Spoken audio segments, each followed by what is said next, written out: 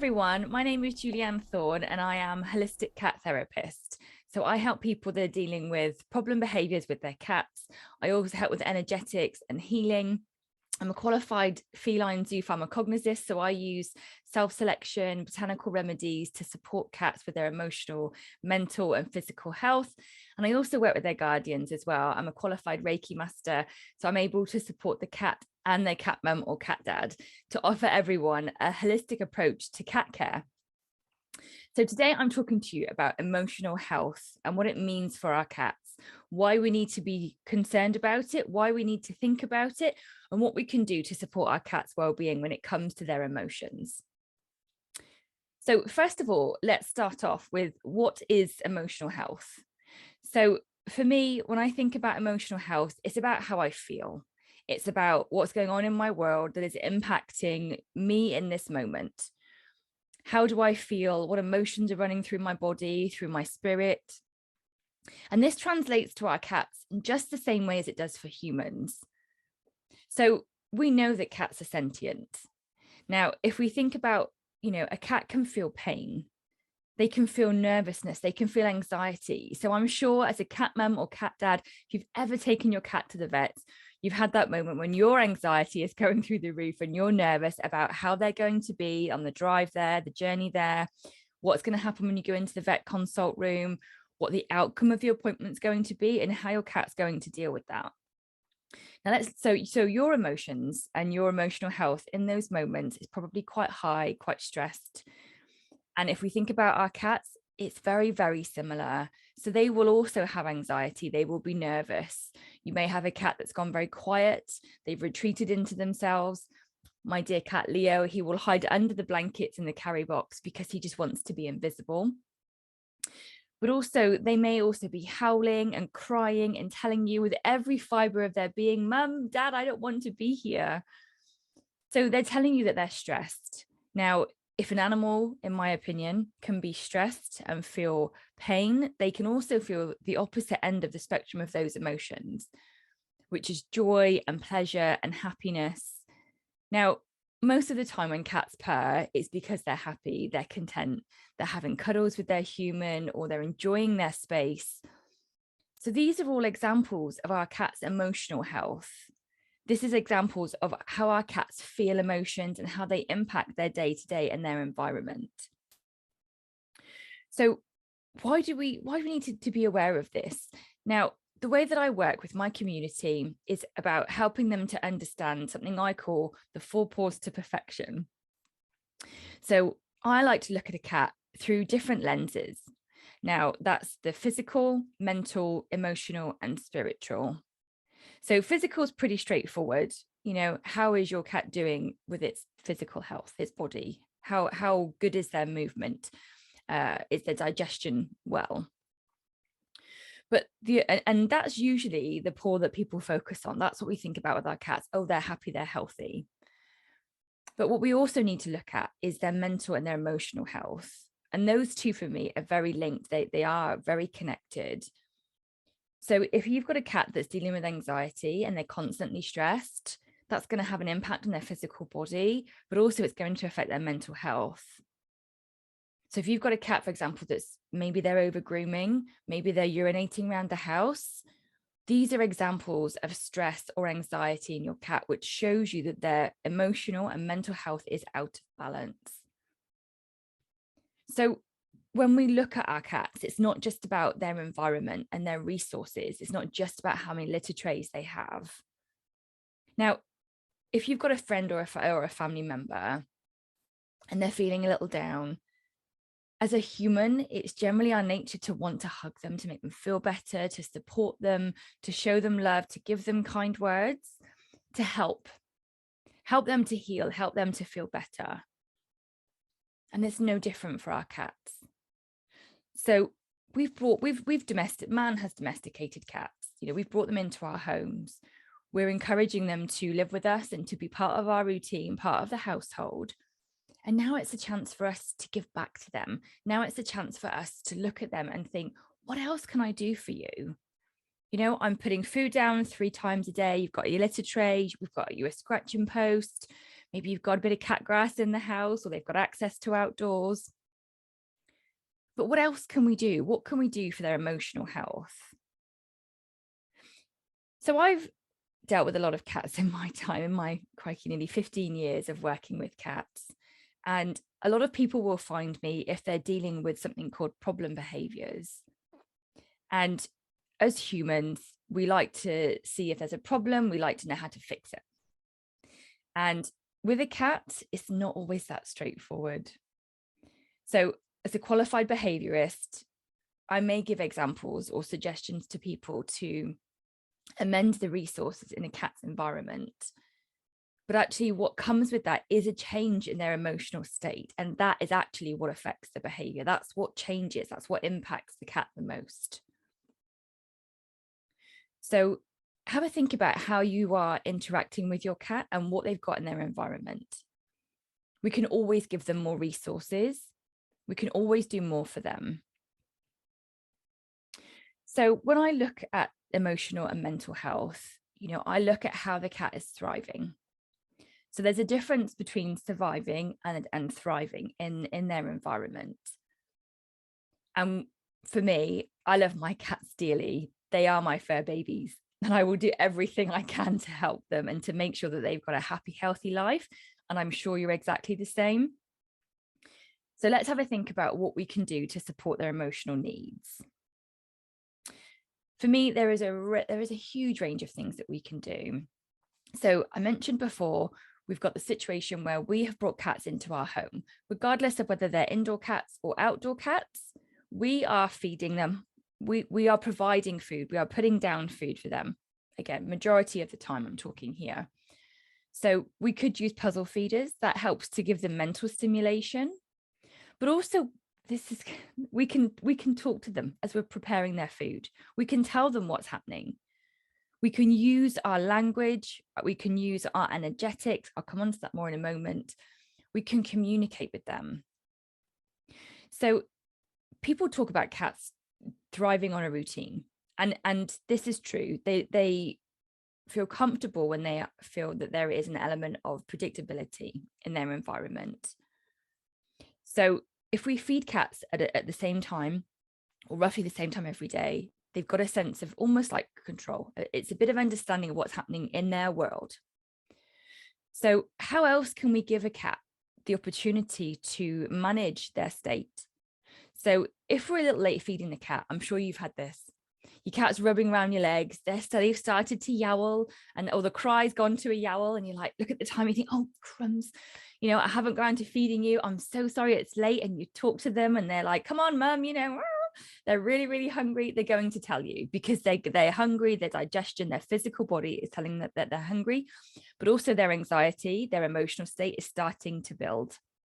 They are starting to have that anticipation of, when am I going to get my food? I need my key resource. So you see how something as simple as putting a plate of food down for your cat can actually affect their emotional health. Now, everything that happens in a cat's world, just like with humans, will affect them on some level.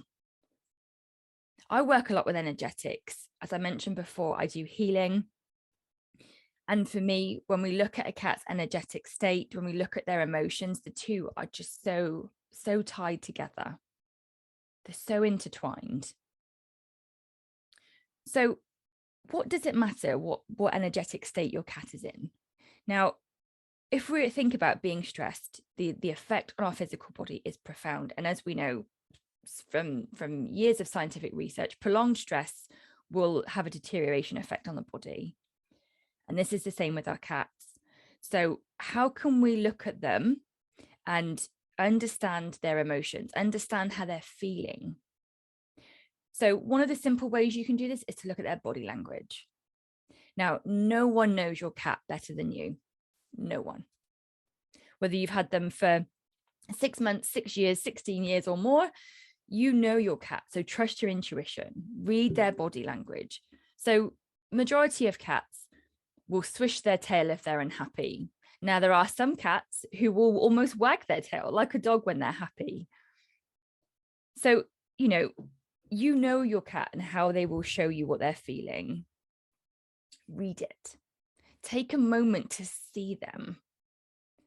So as humans, we are so busy. We have so much input. We have so much going on in our world that to take a moment, to take the time to see our cats is becoming more and more important.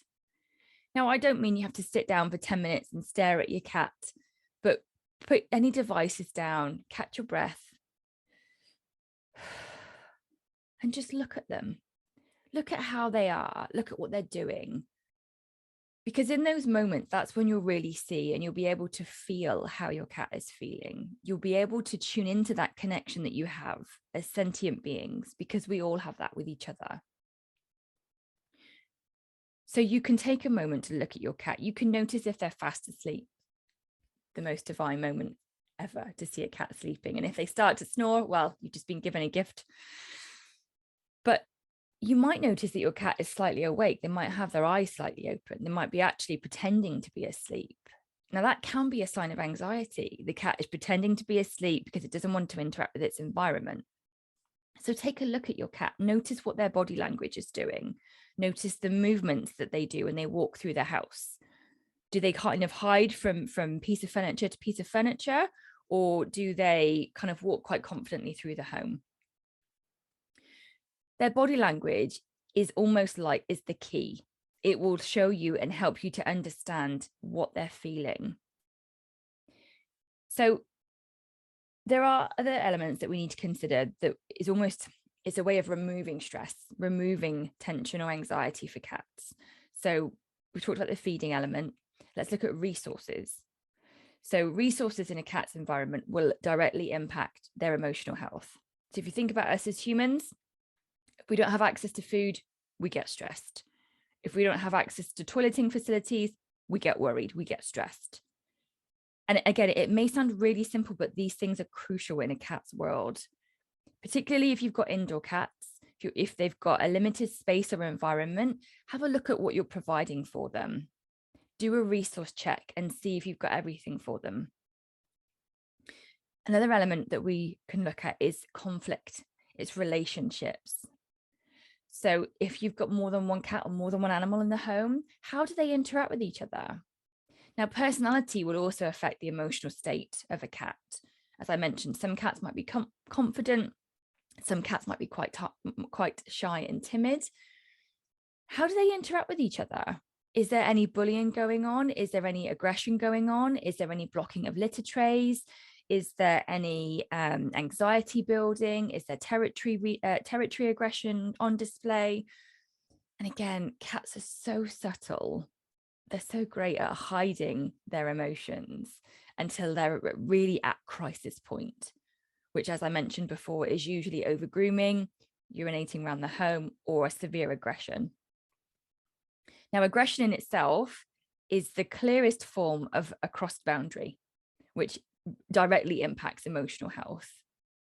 So if your cat hisses or starts to swear or puffs up, they are saying very, very clearly, no, thank you. Our boundary has been crossed, or I'm feeling threatened.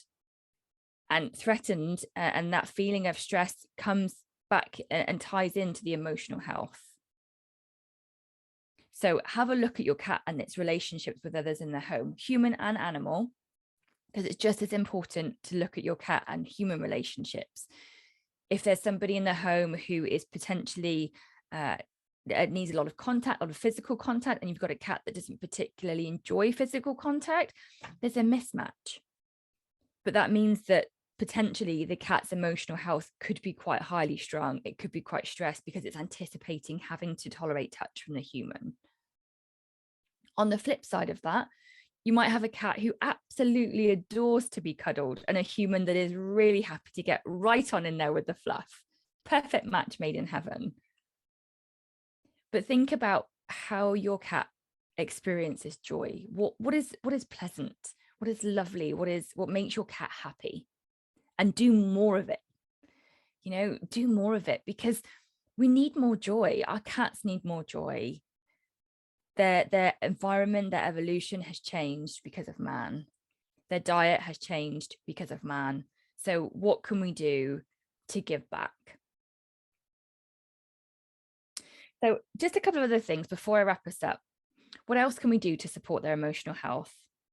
So we've talked a little about their control over their environment, communicating with them, talking to them. One of the best ways to do it. Now you can either do that out loud or energetically. So you can do that from your heart space to their heart space. You can look at the 4 pause to perfection. So if you want to check their physical health, always a great recommendation, a great place to start. If you're doing an overhaul for your cat's health and well-being, check their physical health. Look at their mental health, see if they've got mental stimulation. That again ties in with their emotional health. And do they need any spiritual support? Do they need any healing? Would they benefit from some crystal work, some other complementary alternative therapies? So for me, one of the best emotional support tools that I have and I use and I recommend to everyone I come into contact with is a herb garden. So I'm going to do another talk on herb garden so you can find out more details on another episode. But just before I wrap up, a herb garden basically is where you put down a towel or a blanket in a lovely quiet area of the home and you put down dried flowers or dried herbs. So we know that a lot of cats love catnip. Not all of them, but a lot of cats like catnip. That's because it helps them to release emotions. It helps them to de-stress. It helps to calm them down. Now, yes, they may have a crazy 5 minutes or 20, but eventually they will have that sedative effect and they will be calmer. And who doesn't like to feel calm? There are other herbs that you can use. There are other dried flowers that you can use. Again, I'll go into this more another time. But putting down dried herbs and flowers is a wonderful way to give your cat a choice, which gives them control over their environment. It gives them a voice, so they're able to share with you and show you that they need to take time out. They need to take time to support their emotional well-being. And it gives them the tool to do it. So if you put down some dried rosebuds, for example, not treated, not perfumed, but natural, organic, dried rosebuds, they are one of the most nurturing remedies in nature. They are one of the most loving remedies that we have on this planet. And the energy and the emotional release and the emotional soothing that a cat can get from some dried rosebuds is phenomenal. So if your cat is having a tough day, just like we do, and it needs a bit of downtime, it needs a bit of time to heal, to just catch its breath, put down a herb garden, offer your cat dried herbs and flowers, and let them self-soothe. Let them take the time out that they need to deal with their anxiety, their stress, their nervousness, their anticipation, whatever it may be that's going on for them, but give them that choice. So I hope you found today's session useful. As I said before, our cat's emotional health is a crucial, crucial topic. And as cat guardians, as cat mums and cat dads, let's take a step away from looking at litter trays and scratching posts, and let's see what else we can do. How can we support our cat's emotional health? Thanks for listening. Thanks for watching. Wow, I'm so thankful and grateful that you took the time to listen to this podcast. It would mean the world to me if you could subscribe, download, rate, review, and share this with others whom you care about that may enjoy it as well. Thank you, and remember to be kind to yourself and others. Have an awesome day, everyone.